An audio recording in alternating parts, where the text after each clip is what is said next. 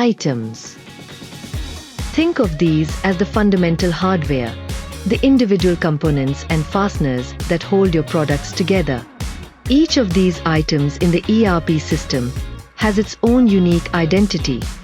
This includes specific details like its name, item number, precise dimensions, the material it's made from, and of course, where it's located in your inventory. By meticulously tracking every metal joint, screw, bolt, and bush, manufacturers gain a clear picture of their exact stock levels. This allows for efficient purchasing, prevents shortages that could halt production, and ensures you have the right fasteners for every assembly.